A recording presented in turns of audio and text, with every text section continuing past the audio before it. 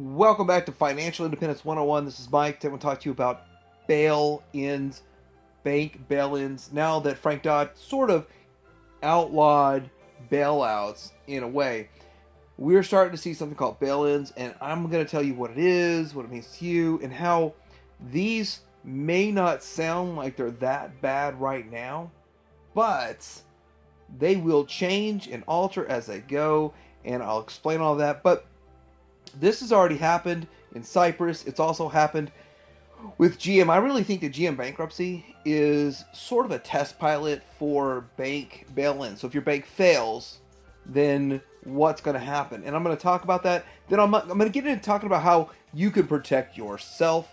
And I'm not going to give any financial advice, just tell you what I do. But we're going to get into talking about bank bail-ins because nobody else is. And I'm highly offended that nobody really represents the GM bankruptcy accurately. So we'll talk about all this and more coming up.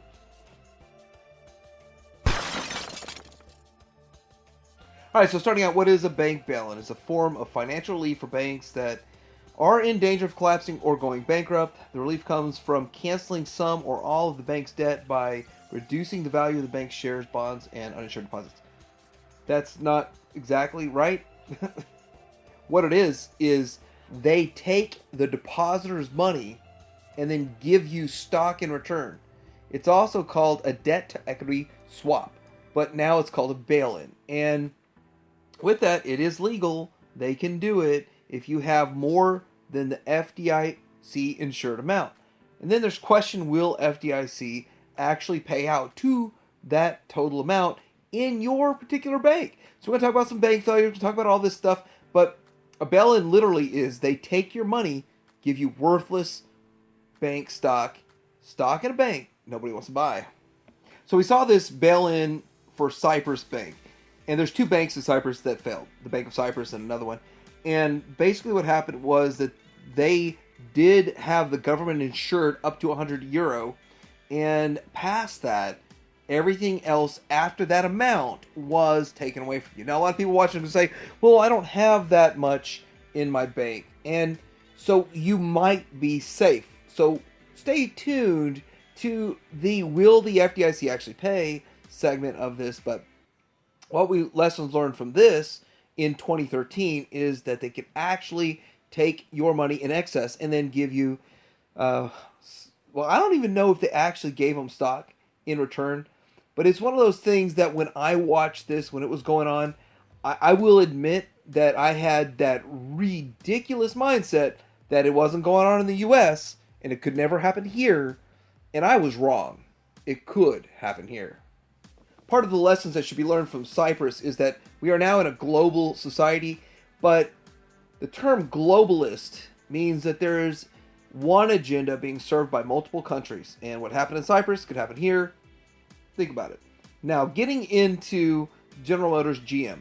This personally affected me. So I was part of the GM bankruptcy and the GM bail-in. At the time, they called it a debt to equity swap. Now, I voted against it. I own $27,000 worth of GM's bonds. Now, I was a bondholder. I was not an equity holder.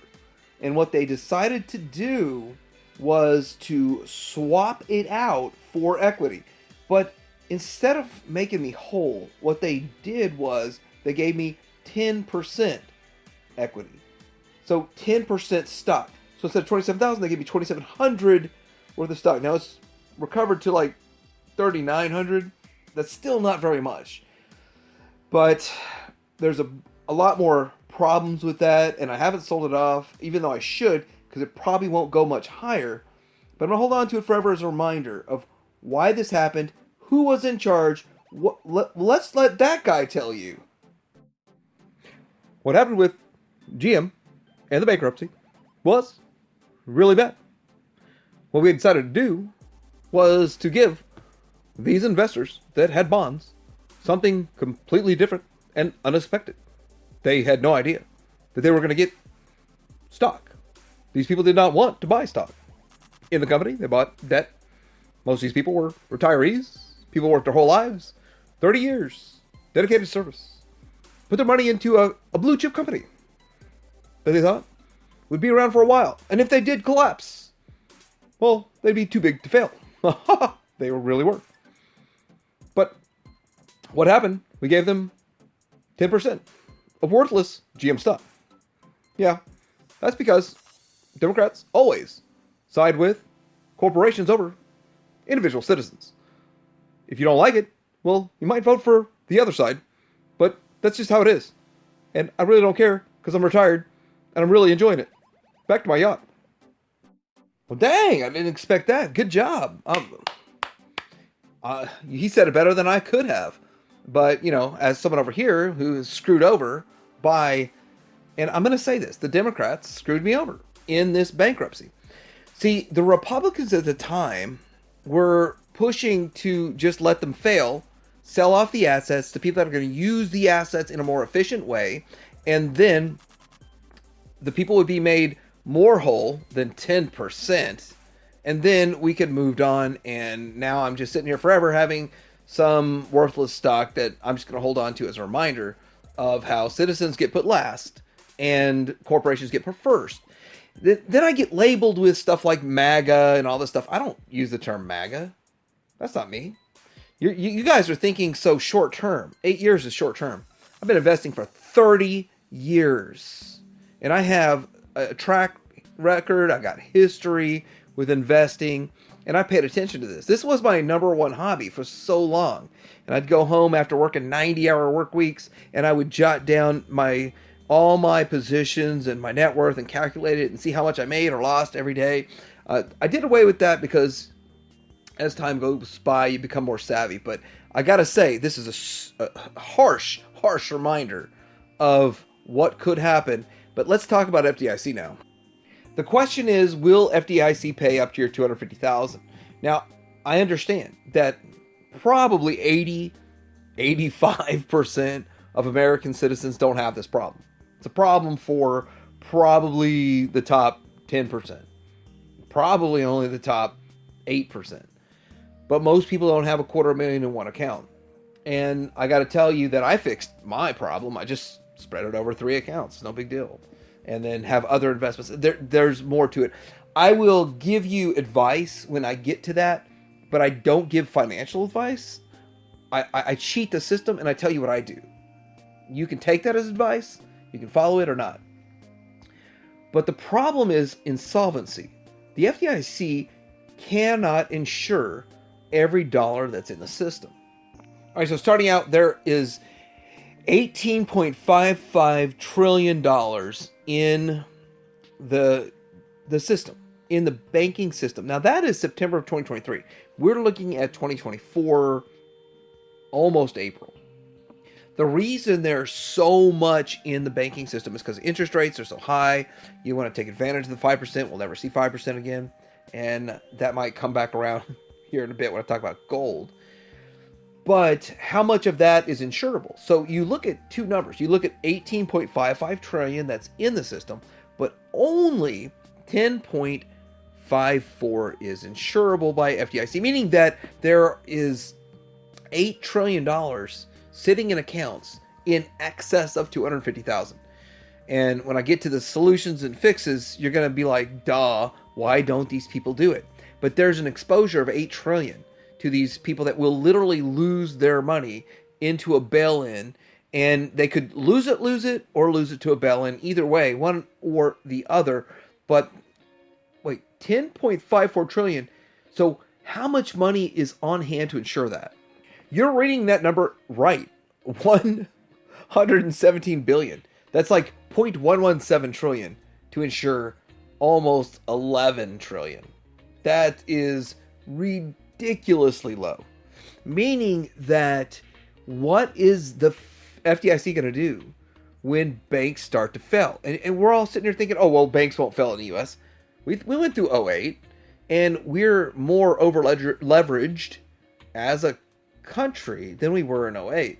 So if this starts to happen, I'm going to tell you that I actually believe the FDIC will insure it. We're just going to print money, cause massive rampant inflation. If you think 30 and 40% is bad, wait till we start seeing 80, 90, 200% inflation a year because they're printing the money left and right. When they're printing $11 trillion in a year. On top of, they need another trillion every 3 to 4 months to stay open. On top of, we're going to send another trillion overseas for wars that nobody in America wants. Although we've had 0 bank failures in 2024, and we're almost 3 months in, 186 banks are at risk of failure or collapse due to rising interest rates. One of the problems that we saw, and the reason Silicon Valley Bank and Signature Bank, they failed because the interest rates were rising so fast and they had to start fire selling some of their assets, and they just couldn't keep up with the rising interest rates. Now that they've stopped raising interest rates and everybody's kind of gotten used to it, the system has caught up to the 5% interest rates, that the chances of these 186 banks has really gone down, which is a good thing. Feels good to me on the inside. I don't want a bank to fail. I don't want one bank to fail, but I've positioned myself to survive it. So now I'm going to get to a segment that I want to talk about, and it's what am I doing to protect myself from all of this that's going on? Bank bail-ins. As someone who's been a victim of General Motors and that bail-in, debt to equity swap, the first thing that people talk about is gold and silver. And you can put your money into gold and silver. The silver stackers say that you need 500 pieces of silver, and that's like a silver stacking goal. I don't know if I'm nowhere near that, but I have silver and I have gold. If you were to have an equivalent of that would be like 6 or 7 ounces of gold. And I can get into a whole video about why gold and silver is good in small quantities. If you put it all in there, there's a lot of problems. And I'll give you a taste of that right now. See, if you pull your money out of the bank right now and you say, okay, well, I've got $800,000 and I want to pull out everything except for $250 and keep it under my mattress. Well, you are actually having something called an opportunity cost. You're not going to be making the money at the 5%.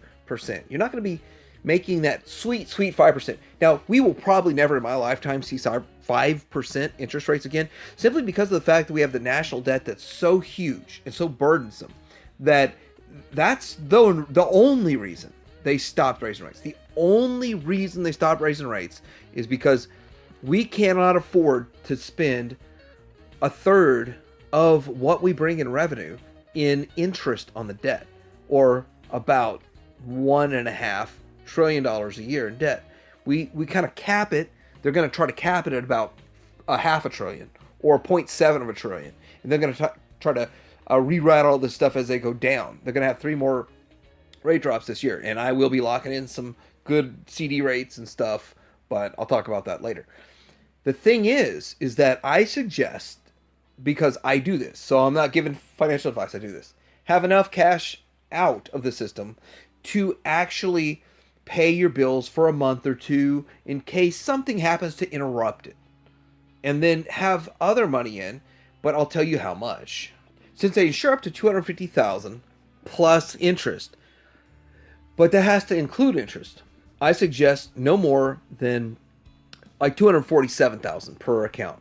Now, that would be spread over multiple accounts in multiple banks. And that's what I've done. But if you have a brokerage account, then you can own CDs in multiple different banks, and you could have $2 million in there, but you have spread out over 8 banks or 9 banks or something along those lines. And that's how you would do that. But there's one other issue that it's a long-term agenda of, and I'm going to say it, Democrats, to go cashless. The reason they want to go to cashless society is they're going to say it's because they want to get rid of money laundering and they want to get rid of illegal activity and all that kind of stuff. It has nothing to do with that. It's all about control. And they can control you, they can tax you, and they can take it away. The last part, they can take it away.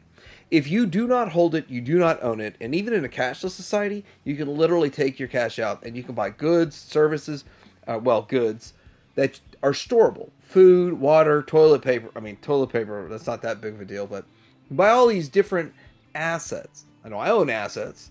Though the billionaires own assets. Billionaires own assets. They don't keep very much cash on hand, and when they convert it, they make sure it's in a tax shelter.